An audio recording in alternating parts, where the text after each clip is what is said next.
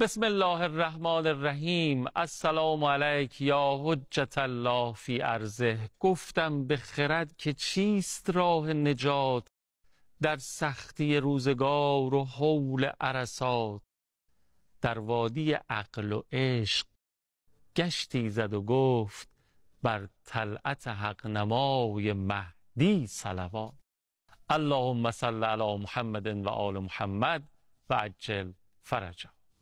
السلام علیک یا نور الله الذی یهتدی به المهتدون و یفرج به عن المؤمنین. سلام مردم، سلام منتظران ظهور حضرت مهدی موعود، ارواحنا له الفدا. الهی که حالتون خوب باشه، سلامت و تندرست باشین. خدا کنه من و شما توی کلاس انتظار یک جمعه که چه عرض کنم، حتی یک روزم غیبت نداشته باشیم. توی این کلاس فرشته های خدا هر روز جلوی اسممون تیکه حاضری بزنن، من و شما جزو زمین سازان ظهور حضرت منتقم، حضرت منجی عالم باشیم. و چه سعادتی از این بالاتر و والاتر. یاد گرفتیم تو هفته‌های گذشته از حاج آقای هدایت که شرط این موضوع، شرط تعجیل در فرج امام زمانمون، استغاثه و توسلم هست. این موضوع رو بیشتر تبیین میکنن و استفاده میکنیم. سلام علیکم و رحمت الله. خیلی خوش آمد. سلام خدمت شما آقای قوامی عزیز، خدمت همه بینندگان عزیزم. انشاءالله که این جمعه و هر جمعه یاد امام زمان جزئی از برنامه‌مون باشه، به طول هفتم کشیده بشه انشاءالله. یادم افتاد به یک خاطره ای که مرحوم آیت الله عظما میلانی، استاد علامه طباطبایی دارن که ایشون میگن که توصیه میکردن به همه مراجعین خودشون، میگفتن که تمام طول روز 1440 دقیقه است. حالا به این چیزی یادمه 1435 دقیقهش مال خودتون، 5 دقیقه اختصاص بدین به امام زمان. روزی 5 دقیقه یاد حضرت باشید. آروم آروم آتشی به دل انسان میاد. من میخوام توصیه بکنم برادرانه به همه عزیزان خودم، شب که میخوایم بخوابیم این زیارت آل یاسین رو بخونیم. میدونین زیارت آل یاسین تو کتاب احتجاج علامه طبرسی اومده. اونم توقیعی از طرف امام زمان علیه السلام. بسم الله الرحمن الرحیم. لال امرهی تعقلون. اون سر غیبت رو هنوز شما نمیدونید، اما اگر میخواهید اذا اردتم التوجه بنا الی الله فقولوا کما قال الله، اگر میخواهید به ما توجه بکنید و به واسطه توجه به ما به خدا برسید، اون چیزی، اون زیارتی رو بیان بکنید که خدا بیان کرده. توی بین زیارت ها بعضی از زیارت ها از زبان خدا جاری شده. می‌بینیم ما زیارت معصور داریم، یعنی زیارتی که از اهل بیت به ما رسیده، مثل همین زیارت خانم جانمون حضرت معصومه سلام الله علیها که تمام این امامزاده هایی که الان خدمتشون هستیم اینا شعاع اون نور مقدس حضرت معصومه سلام الله علیها هستن. همه به عشق این خانم اینجا حلقه زدن دور این حرم مطهر. حضرت معصومه جان ما زیارت معصور داره از جانب امام رضا علیه السلام. حالا امام زمان یه زیارتی داره از جانب خداوند متعال. فقولوا کما قال الله. اون زیارت چیه؟ سلام علی آل یاسین. السلام علیک یا داعی الله و ربانی آیاته. سلام بر آل یاسین. که حالا بعضیا این قرائت رو در قرآن بیان میکنن که سلام علی آل یاسین. علی کل حال شب به نظر من زیارت از امام زمان رو، زیارت آل یاسین بخونیم. صبحم از خواب بلند بشیم اولین کاری که میکنیم میشه دعای عهد رو بخونیم. خب اللهم وقتی آدم بیدار میشه از خواب این سلام معمولا به اطرافیانش من دیدم همون خیلی ها رو شنیدم، حالا بیدار میشن چشم رو باز میکنن، هنوز چشم باز تو رخت خواب السلام علیک یا ابا صالح. بعد شروع خدا رحمت بکنه آقای بهجت میفرمودن اگه نصف شب بیدار شدی اول سلام بکن به ملائکه‌ای که تو رو نصف شب بیدارت کردن. اینا زحمت کشیدن تو رو بیدارت کردن، اول بهشون سلام بده، عرض ادب بکن. حالا ما بخوایم ادب بکنیم بگیم اول سلام بدیم به اون کسی که ما رو از مرگ نجات داد. شما میدونید دیگه الحمدلله الذی احیانی بعد ما اماتنی. دعای اول بیداری اینه، این خدای منو زنده کردی بعد از اینکه به واسطه خواب یه جور روح من پیش تو اومد. حالا این روح برگشت، به برکت امام زمان برگشت. آره اصلا متوجه شد؟ آره سلام، صبح که خواب بیدار میشیم سلام به کسی بدیم که اگه اون نبود اصلا ما نبودیم. عالم مستر به ایشونه، اصلا روزی ما دست ایشونه و بعد بود ما بسته به بود ایشونه. زمین اهالی خودش رو میبلعید اگه حجت خدا نبود. باب الاستقرار الی الحجت. اینقدر به قولم چیز نداره که ما صبح بلند میشیم یه سلام به ایشون میده، حداقل کاریه که به نظر میاد. دعای عهد دیگه حالا دعای عهد خوندن و شبم زیارت رسول که اللهم ان حال بینی و بینه الموت الذی جعلته علی عبادک حتما مقضیا فاخرجنی من قبری معتذرا کفنی شاهرا سیفی. خدایا من طاقت ندارم مرگ بین من و معشوقم فاصله بندازه، یه کاری بکن من از قبر بیرون بیار، فرصت دیگه نکنم برم لباس بپوشم و این حرفا، با همون کفن شمشیر به دست برم از این آقا حمایت بکنم. خیلی عاشقانه گفتش که دل گفت وصالش به دعا باز توان یافت. عمری است که عمرم همه در کار دعا رفت. شما فرمودین که شرط رسیدن به فرج امام زمان دعاست، توسل، استغاثه است.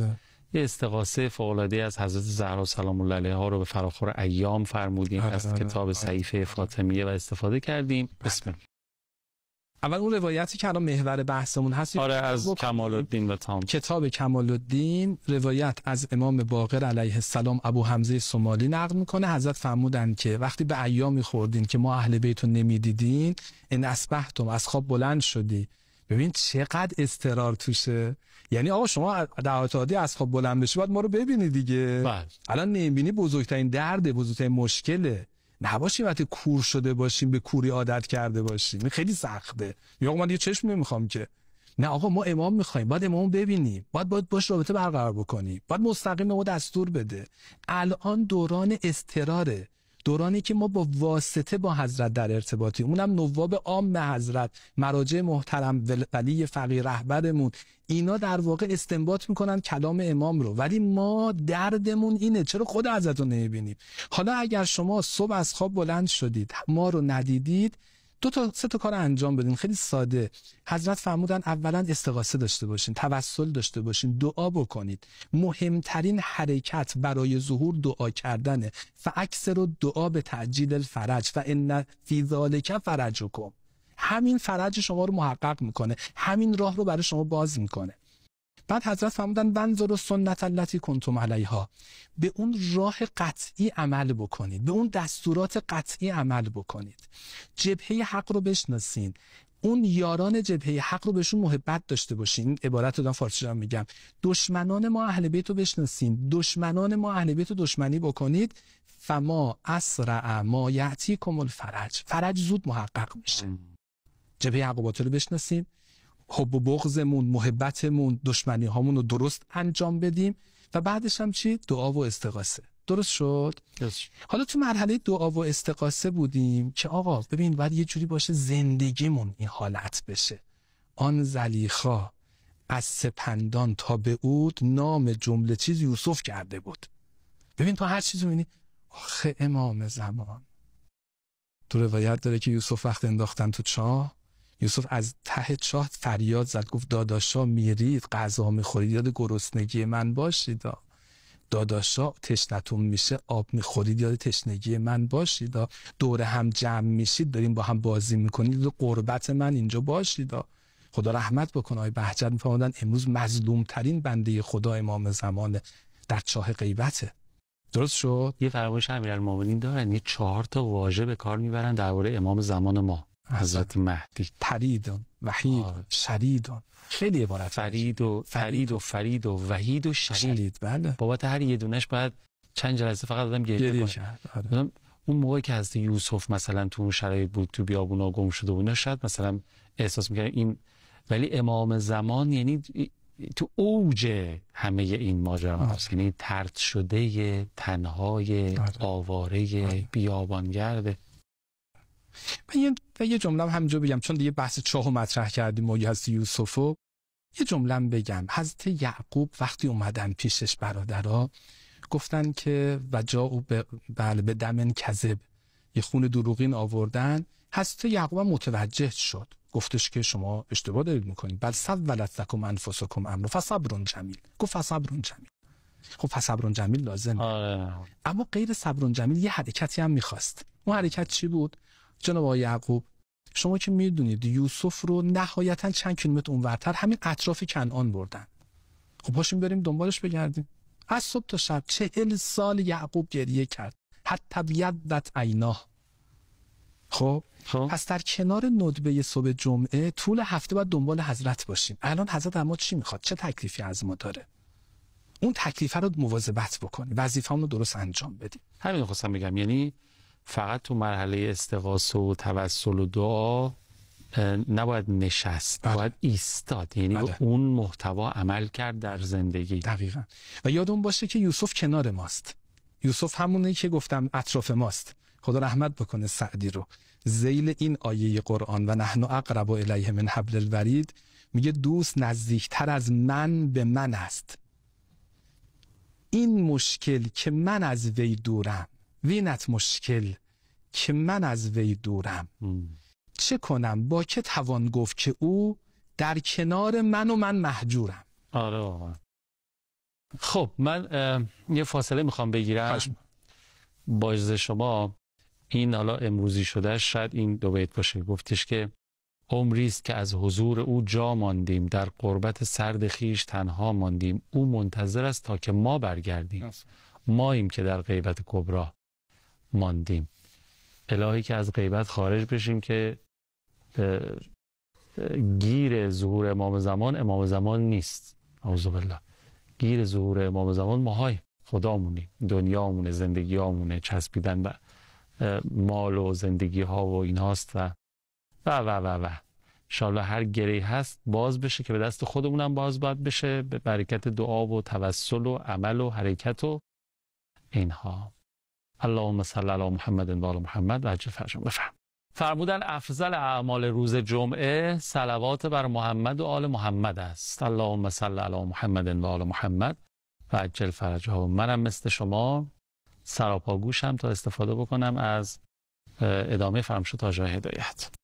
گفتیم باید مضطر بشیم، اون نقطه اضطرارمون رو به دست بیاریم. اوقفنی علی مراکز اضطراری. در دعای عرفه امام حسین علیه السلام میفرماید خدایا اون نقطه دردمو بهم نشون بده، نباشه نقطه درد مریض باشم نفهمم. آقای قوامی دیدیم، من ببخشید مثالو میزنم و خدای نکرده آدم دچار مواد مخدر که میشه، مواد مخدر کارش اینه نیازهای انسان رو جابجا میکنه. ببین تو مثلا نیاز داری به اسم مواد غذایی، پول تو برای مواد غذایی خرج بکنی، بعد اون مواد غذایی که نیازهای اصلی بدنت رو فراموش میکنی، میای یه گردی یه چیزی رو میخوری که بدنت ضرر میزنه. نیاز کاذب. درست. آفرین. بعد نیازهای اصلی تو فراموش میکنی. نیاز به خواب، دیگه فرد استراحت میکنه خوابش نمیبره. نیاز به همسر، به همسرش حاضر بدی بکنه برای اینکه بتونه اون به موادش برسه. بچه‌شو خدای نکرده کتک میزنه برای اینکه به موادش برسه. ببین نیازها رو جابجا میکنه. همه زندگیش میشه رسیدن به یه گردی که به شدت برای بدن مضره. چرا؟ چون الان مراکز نیازشو گم کرده. تو نیازت به همسر، به فرزند، به زندگی سالم، به آرامش، همه چیو خراب کردی. آره. ببین نباشه یه مرتبه خدای نکرده نوع زندگی ما یه جوری بشه که نیازهای اصلیمون رو گم بکنیم. نیاز اصلی ما نیاز به امامه. نیاز اصلی ما اون دولت کریمه امام زمانه. نیاز اصلی ما اینه که بچه‌هامون بتونن امام زمان رو یاری بکنن. خانواده‌های سالمه. خانواده‌ای که توش بچه سالم تربیت بشه برای امام زمان. اینا نیازهای اصلی ماست. نیاز اصلی ما ویلای تو فلان جا و ماشین شاسی فلان و اینا نیست. اینا باشه خوبه، کمک میکنه برای اونجا. ولی نیاز اصلی ما نیست. نباشه یه ازدواج، یه خانواده به خاطر این چیزا خراب بشه. از این بگذرم. میخواستم این نکته رو بگم. چه چیزی ما رو به اون نیازهای اصلیمون واقف میکنه؟ این دعا هاست. در مجموعه بسته درخواستایی که اهل بیت به خدا عرضه میدارن. اون چیزای درستی که ما باید بخواهیم اینا رو به ما یاد میدن. ببین بعد از امام حسین علیه السلام امام سجاد اومد نیازهای اصلی مردم رو نشونشون داد.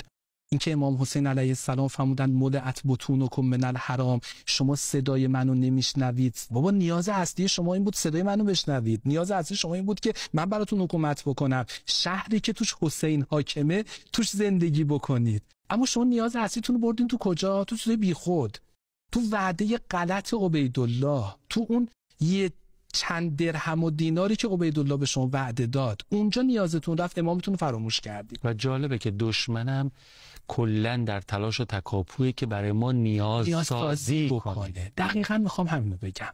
دقیقاً این صحیفه سجادیه، این صحیفه فاطمیه که من اینقدر تو جلسات اینا دست میگیرم، برای اینکه عزیزان من نیازهای واقعیشون رو پیدا بکنن، آروم آروم حول محور برآورده شدن اون نیازها تلاش بکنن، غیر از دعا کردن تلاش هم بکنن. رهبر عزیزمون فرمودن توی این شرایط فعلی دعای 14 صحیفه سجادیه رو بخونید. ببین نوع درخواستا رو ببین. یا من لا یخفی علیه انباء المتظلمین، ای کسی که اون فضای مظلومین عالم از تو پنهان نیست، تو داری میبینی که چه ظلم‌هایی داره تو عالم میشه. ببین نیاز اساسی چیه؟ اینه که من درک بکنم الان اطرافم چه خبره، چه ظلمایی داره میشه، بعد توی اون ظلم‌ها برم با خدا صحبت بکنم. خدایا من یقین دارم، یا من قربت نصرته من المظلومین، نصرت تو با مظلومینه، و بعد عونه عن الظالمین، تو هیچ وقت به ظالمین کمک نمی‌کنی، منم از تو یاد میگیرم، منم هیچ وقت ظالمو تایید نمی‌کنم. ببین آروم داره نیازها درست میشه. جبهه حقو بشناسیم، باطل رو بشناسیم، ظالم بشناسیم، مظلوم بشناسیم، به مظلوم کمک بکنیم. بالا رهبرمون هر جای عالم هستی یه کمک بکن به مظلومین غزه و لبنان و جبهه مقاومتی که الان داریم. خب منم به شما بگم شعار اصلی اسلام میدونید چیه؟ اینا چیه؟ اون نیازهای اصلی ماست. لا تظلمون ولا تظلمون، نه ظلم میکنند نه ظلم میپذیرند. خیلی مهمه. سکوت ما نسبت به ظالمین ظالم رو تربیت میکنه که بیشتر ظلم بکنه. اگر ما اینجوری تربیت میشدیم، خدا رحمت بکنه امام اول انقلاب این جملات رو فرمودن نه زیر بار ظلم میرویم، نه با ظالم آشتی میکنیم، نه با ظالم کنار میاییم، نه خودمان ظلم میکنیم. ما مواظبت میکنیم که همیشه تو مسیر حق حرکت بکنیم، با ظالم هم کنار نیاییم، به مظلومین هم کمک بکنیم، از همه مظلومین هم حمایت بکنیم. این شعار اسلامه. و این نکته دیگه هم اینه که اسلام اینجوریه که میگه با دستت، با زبانت، با تاییدت، با قلبت همیشه مظلوم و حمایت بکن، در برابر ظالم بایست. کونا للظالم خصما و للمظلوم اونا. آخرین جملات امیرالمؤمنین در وصیتشون به امام حسن و امام حسین وقتی که به ابن ملجم بهشون ضربه زد این جملات رو فرمودن پسرم مواظب باش از ظالم حمایت نکنین، همیشه حامی مظلوم باش. و سومین نکته، برای این که بتونیم در برابر ظالم بایستیم اولین قدمش دعاست، استغاثه است. ببین دارم این سیر بحثو دارم میگم چرا ما میگیم دعا بکنیم، چرا میگیم دعای 14. آقا الان بخوایم در برابر این متجاوزین بایستیم باید اول استغاثه بکنیم. استغاثه دعای 14. استغاثه اون دعایی که جلسه گذشته از صحیفه فاطمیه گفتم. عبارت بعدیش اینه و قد علمت یا الهی ما نالنی من فلان ابن فلان. اینجا حضرت جا خالی گذاشتن، نقطه چین گذاشتن که تو اسم ظالم امروز تو بذاری. امروز رژیم صهیونیستی، امروز این آمریکای جنایتکار، اینا ظالمین واقعی عالم هستن. بعد میگه اللهم، ببین خیلی جالبه این دعای 14 7 صلوات داره 20 درخواست. ادب دعا اینه امام سجاد میخواد با خدا صحبت بکنه، پیامبر اکرم و اهل بیت واسطه میذاره. خدای به حق پیغمبر جواب منو بده، به حق امیرالمؤمنین فاطمه زهرا اللهم صل علی محمد و آل محمد. فرمول نزدیک کردن دعا به اجابت صلوات دقیقاً همینجوره. و خدا به اصطلاح داره که من هیچ وقت اون دعایی که مستجاب اول و آخرش وسطش رو بدون استجابت نمیذارم. صلوات اول و آخر. و خذ ظالمی و عدوی عن ظلمی به قوتک. خدا انتقام منو بگیر. ببین دقیقاً نیازهای اصلی. الان واقعا نیاز ما اینه که در برابر این ظلمی که داره به مظلومین عالم میشه انتقام بگیری. میگه خدای انتقام منو بگیر، نباشه اینا بدون انتقام باشه. بعد خیلی جالب تو عبارتهای آخرش میگه خدایا اگه یه وقت صلاح دونستی تو این دنیا انتقام نگیری، عوضش تو اون دنیای انتقام محکم بگیر، بعد ثواب صبر در برابر این همه مصیبت رو تو قلب ما به ما نشون بده تا بتونیم در برابر این مصیبت ها صبر بکنیم، استقامت بکنیم، از کوره در نریم، یه مرتبه خدای نکرده از مسیر حق خارج نشیم، کم نیاریم. آره کم نیاریم. بعد این چقدر مناجاتش قشنگه. اللهم صل علی محمد و آل محمد ولا تسوق له ظلمی. خدا بهشون اجازه نده اینقدر ظلم بکنن. قدرت دست خودته. ببین درد دل دیگه. خدا بهت نفس دست خودته، حیات دست خودته، اصلا بهشون اجازه نده ظلم بکنن.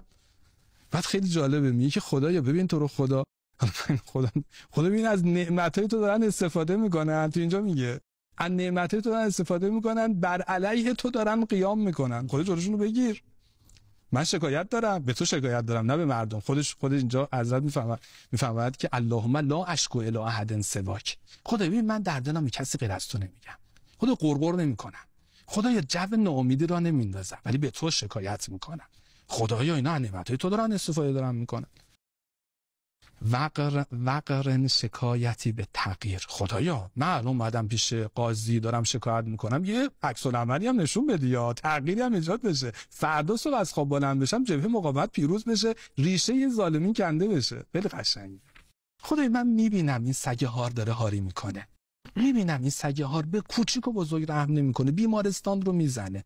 خدایا یه درخواست ازت دارم، نباشه من خودم یه مرتبه شبیه اینا بشم. معصمنی منم حفظ بکن من مثل افعالهی. نباشه ما یه مرتبه خلاصی اسرائیل کوچولو من خودم بشم.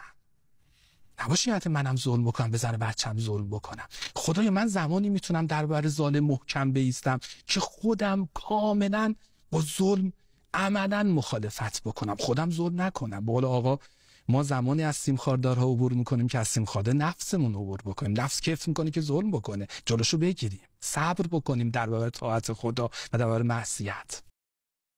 خیلی خوب. الهی آمین. انشالله که خدا توفیق بده در این مسیر نورانی که اهل بیت برای ما ترسیم کردن و شما به این زیبایی دارین تبیین میکنین بتونیم قدم برداریم. من واقعا اعتقادم و باور قلبی ما جایی که بلای جانسوز عصر ما غیبت نیست، غفلته. واقعا امام دست نیافتنی نیست، دستای ما بسته است. امام در پس پرده غیبت نیست، پرده به چشمای ماست. ما باید بجنبیم. تو خود حجابی حافظ، حجاب خودی حافظ از میان برخیز. آره واقعا همینطوره. و ما اگر مبنای حرکتمون قرآن کریم و کلمات معصومین باشه و بهش عمل بکنیم، انقدر نباید دیگه طول میکشید و بکشه. انشالله به عمق این اضطرار دست پیدا بکنیم و واقف بشیم و براش حرکت بکنیم و تلاش بکنیم. اجر شما با حضرت مهدی انشالله. زنده باشید. خیلی ممنونم که تا پایان برنامه خودتون رو تماشا کردید. با کوتاه‌ترین دعا برای بلندترین آرزو برنامه رو تمام میکنیم. اللهم عجل ولیک الفرج. اللهم آمین. یا حق. خداحافظ.